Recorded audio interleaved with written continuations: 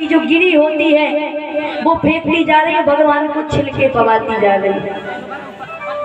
और भगवान भी इतने प्रेम में डूबे हैं कि वो भी नहीं देख रहे कि हम गिरी खा रहे हैं कि हम छिलके पाते जा रहे हैं।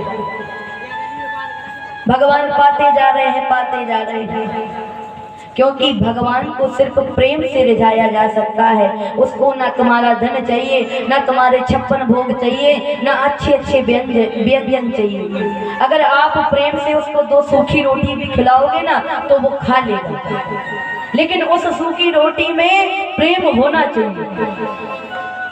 और अगर आप 56 भोग रख दोगे भगवान के सामने, अगर उस 56 भोग में अगर प्रेम नहीं हुआ ना तो भगवान कभी उस 56 भोग को स्वीकार नहीं करता है। भोजन पकाओ और जब उस भोग को लेकर ठाकुर जी के सामने जाओ ना तो भगवान को बुलाया करो, जैसे आप अपने पुत्र को बुलाती हो कि बेटा आओ और तुम भोजन कर लो। जब आपका पुत्र या पुत्री भूखी रहती है तो बुलाते नहीं हो कि बेटा आ जाओ भोजन कर लो। उसी प्रकार से प्रेम भी हमारे गोपाल को दिया करो कि वो भी हमारे घर का सदस्य है। उसको अगर सदस्य मानकर चलोगे ना तो जीवन में कितनी भी कठिनाइयां आ जाएं लेकिन उसका सामना आप कर लोगे। भगवान सिर्फ प्रेम के भूखे हैं। प्रेम का भूखा हूं मैं, प्रेम ही मेरा सार है। प्रेम से भजले अगर मुझे तो भाव से बेड़ा पार है। और भगवान को जब भोग लगाओ ना तो बुलाया करो, हो राजा राम आइए, सीता राम आइए, मेरे भोजन का भोग लगाइए। हाँ, मेरे भोजन का भोग लगाइए। सीता राम आइए, लक्ष्मण राम आइए, जय हो, भोजन का भोग लगाइए। राजा राम आइए, राम आइए, मेरे भोजन का भोग लगाइए। राजा राम आइए, राम आइए, मेरे भोजन का भोग लगाइए। सीता राम आइए, लक्ष्मण राम आइए, मेरे भोजन का भोग लगाइए।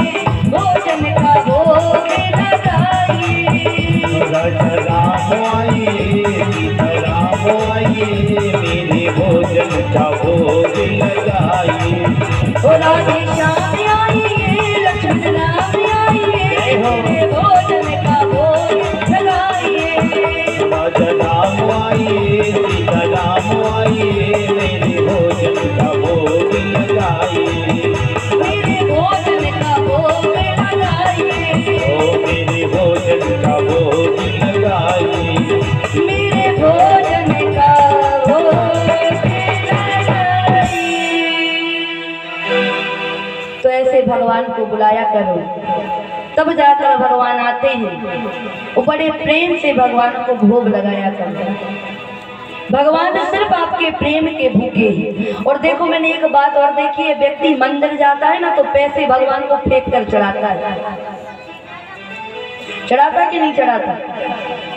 कई जगह देखा है, हम तो टोक देते हैं, कुछ भी गलती हो तुरंत टोक देते, चाहे वो बुरा मान जाए। अच्छा ही तो बता रहे, थोड़ी गलत बता रहे हैं। व्यक्ति क्या होते हैं, भगवान को 1 रुपया चढ़ाएंगे और जाकर फेंक देंगे भगवान के सामने। अरे वो कोई भिखारी नहीं है जो धन फेंक कर चढ़ाते हो, भिखारी तो हम हैं जो झोली फैलाकर उसके सामने जाते हैं, भगवान दे दो। वो नहीं है भिखारी आपके धन का, वो आपसे प्रेम मांगता है, और प्रेम व्यक्ति संसार में लौटा देता है। जो धन देना चाहिए,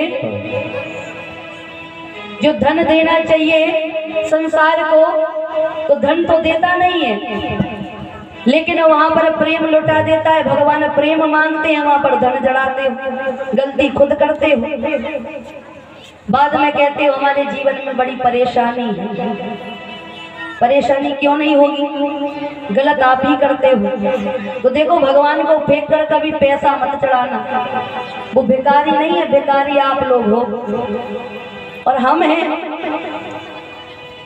भिखारी सारी दुनिया है, मालिक तो एक ही है।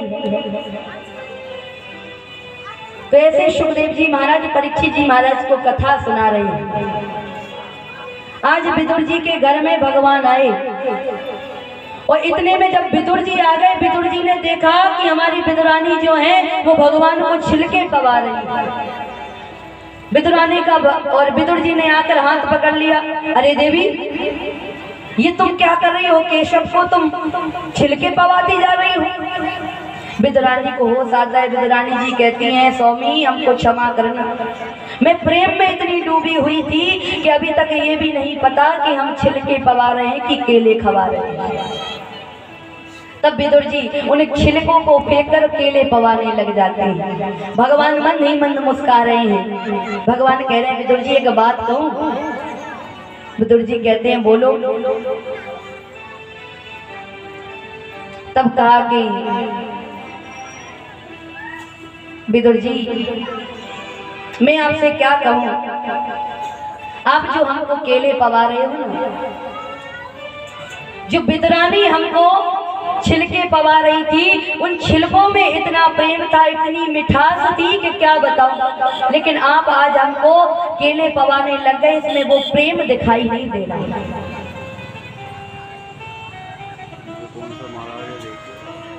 विदुर जी कहते हैं, गोविंद, अरे आप तो धन्य हैं, आप तो सिर्फ प्रेम से रिझते हो। तो ऐसे गोविंद विदुर जी के ऊपर कृपा करते हैं और वहां से अपने धाम को चले जाते हैं। बोलिए भक्त वत्सल भगवान की जय हो। अब परीक्षित जी महाराज को आगे की कथा सुना रहे हैं कि भगवान की नाभि से एक कमल प्रकट होता है। उस कमल पर ब्रह्मा जी का प्रागट्य हुआ, और जब ब्रह्मा जी ने देखा कि चारों तरफ जल ही जल है, कुछ दिखाई नहीं दे रहा, तब ब्रह्मा जी उस जल में उतरते हैं और जल में जाकर अपना आधार खोजते हैं कि मैं किस लिए आया हूं, मुझे किस लिए भगवान ने यहाँ पर पहुंचाया है। और जब जल में प्रवेश किया तो वहां पर कई वर्षों तक रहते हैं। देखा कि यहाँ पर तो मेरा कुछ काल ही नहीं है। उसकी कमल की नाल पकड़कर फिर से कमल पर आकर विराजमान हो जाते हैं। अब ध्यान में बैठे हुए हैं, तभी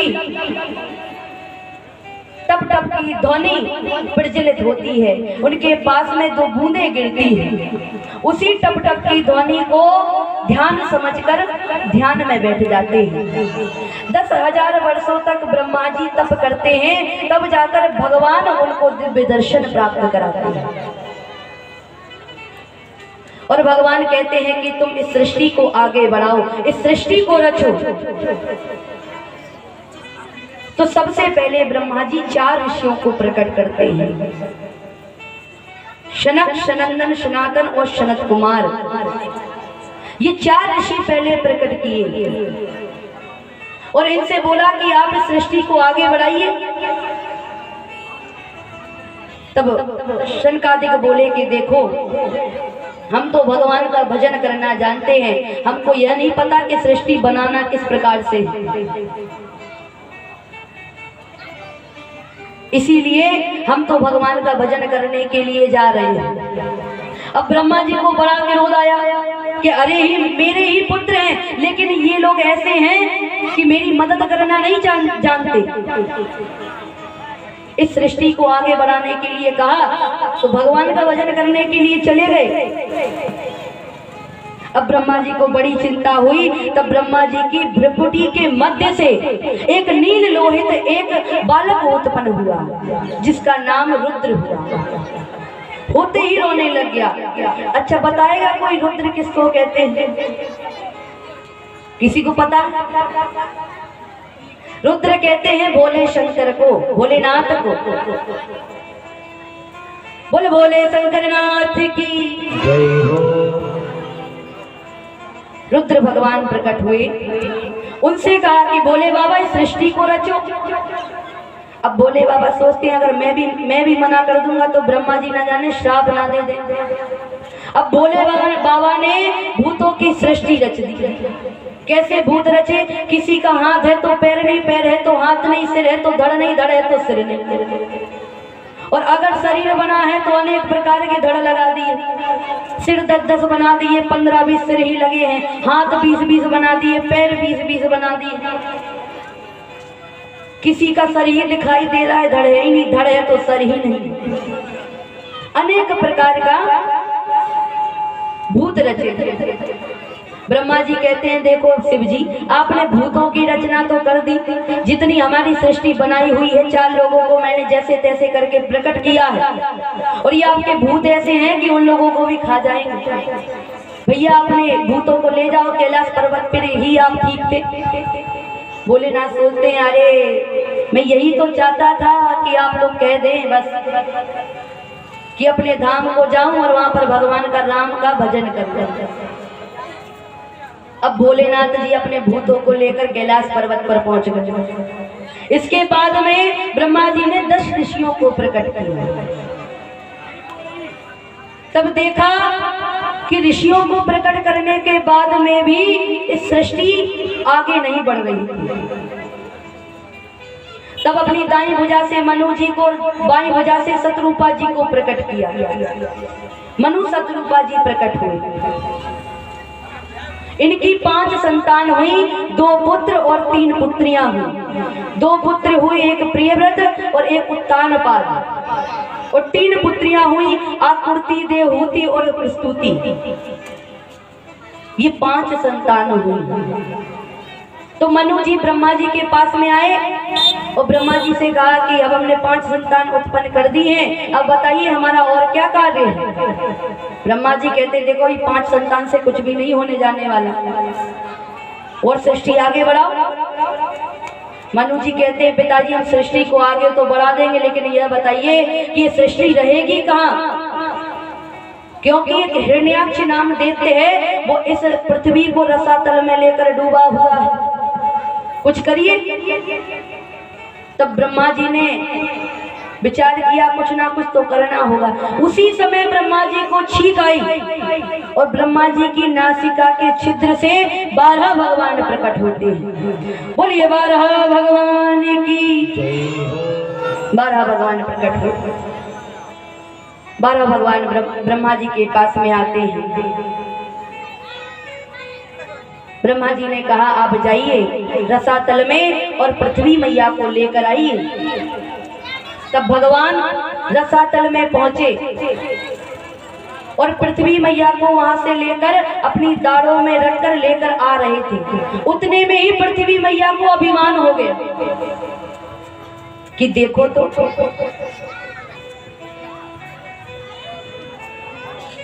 आज जब मैं नहीं रही तो भगवान ने 12 अवतार भी ले लिया। जब ऐसा अभिमान भगवान ने देखा तो भगवान ने अपनी वृंदावन की भूमि के दर्शन कराए, ब्रज के दर्शन कराए। और जब पृथ्वी मैया ने वृंदावन की भूमि के दर्शन किए ना, तो पृथ्वी मैया का अभिमान टूट गया। देखा कि मेरे ना होते हुए भी उस भूमि पर पृथ्वी आज भी बनी हुई, झरने लगे हुए हैं, हरी हरी घास है। पृथ्वी मैया ने ऐसा देखा तो उनका अभिमान दूर हो गया। प्रभु से बोली, प्रभु मुझको क्षमा कर दीजिए, मुझसे बहुत बड़ी गलती हुई। और पृथ्वी मैया को लाकर जल पे स्थापित किया। तो यहाँ पर परीक्षित जी महाराज कहते हैं, गुरुदेव हिरण्याक्ष कौन था, इसके जन्म की कथा हमको सुनाइए। तब सुखदेव जी महाराज बताते हैं कि एक बार क्या हुआ, दिति अपने पति कश्यप जी के पास में गई। कश्यप जी के पास में जाकर काम की इच्छा लेकर गई। तब कश्यप जी ने समझाया कि देखो देवी, ये संध्या काल की बेला है और शिव जी अपने अनुचरों के साथ में भ्रमण करते रहते हैं, इसलिए संध्या काल की चार काम नहीं करने चाहिए। कौन कौन से काम? पहला काम तो ये कि संध्या काल की बेला में भोजन नहीं करना चाहिए। जो भोजन करता है वो रोगी होता है। दूसरी बात, संध्या काल की बेला में सोना नहीं चाहिए। जो सोता है उसके घर में कभी लक्ष्मी निवास नहीं करती, लक्ष्मी नष्ट हो जाती है। तीसरी बात कही कि संध्या काल के समय पाप कर्म नहीं करना चाहिए, व्यभिचार नहीं करना चाहिए। जो ऐसा करता है उसके यहाँ पर दुष्ट संतान उत्पन्न होती है। चौथी बात, संध्या काल के समय जो पढ़ता है उसकी विद्या भी नष्ट होती है। जब ऐसी चार बातें बताई और संध्या काल की बेला में ही गर्भाधान कराया, तो दिति के गर्भ में एक पुत्र उत्पन्न हुआ। वो कैसा? एक बार की बात है, शनकादिक ऋषि जितने थे वो ध्यान में बैठे हुए थे। उसी समय भगवान वहां से गुजरे होंगे, भगवान की सुगंध उनको आई, तो सुगंध को लेते लेते वो भगवान के धाम को जा पहुंचे। जब दिति के गर्भ में जब वो पुत्र आया, बालक आया ना, तो उसका तेज इतना बढ़ गया कि सारे देवताओं का तेज नष्ट करने लग गया।